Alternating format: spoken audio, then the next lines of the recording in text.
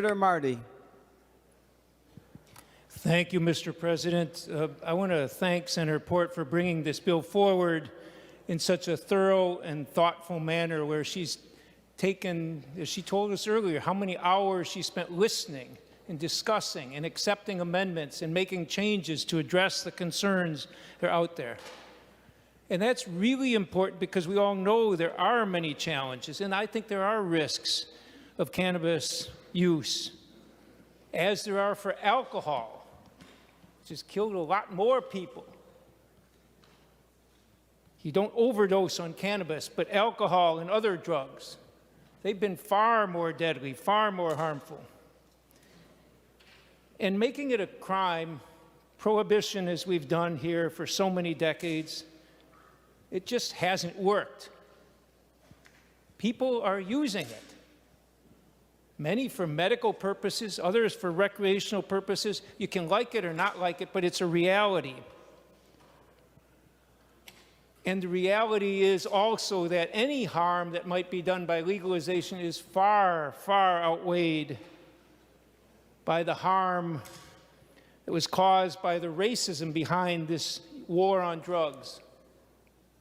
I believe Senator May Quaid earlier quoted the top Nixon advisor in the White House in the 1960s, who acknowledged they lied about the drugs and lied about the war on drugs, because that was the way they could get their attacks on people of different race.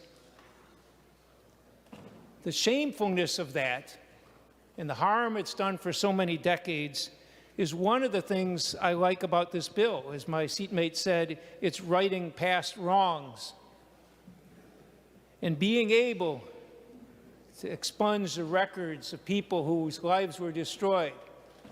I think we all have heard stories, Senator Port's one at the beginning today, of the woman whose whole life was destroyed because of our prohibition, because of the way we treated this.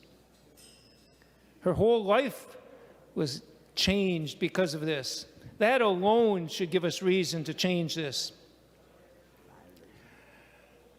Whether people are using cannabis for medical purposes, and it's a far safer chemical to use than opioids and other things, whatever their reason for using it, we're in the middle of a fentanyl epidemic now, and the biggest thing I hear from people when they hear somebody has purchased drugs, purchased cannabis, is the risk of dying from fentanyl poisoning. That alone is another good reason for passing this now, and with some urgency, so we can have a regulated market so people can purchase the drug safely. I care very deeply about drug addiction, alcohol and tobacco and cannabis and other drugs. Alcohol is clearly the most dangerous of them, but a lot of other harmful drugs are out there. We got to treat these things not as crimes, but we got to treat them as health issues. And the way you start getting a handle on it is making them to be, in this case, a legal product that's well regulated. And I would not have wanted to, I wouldn't envy in any way Senator Port for having to go through all those discussions for so many months, listening to people and trying to weave the way through to make a well-regulated system here, which she's working on.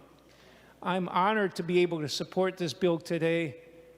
I tried 20-some years ago for medical cannabis, long before that was ready.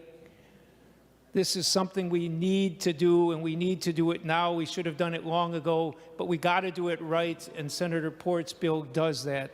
Thank you, Senator Port, and thank you to those voting in favor of this important, much-needed, urgent bill.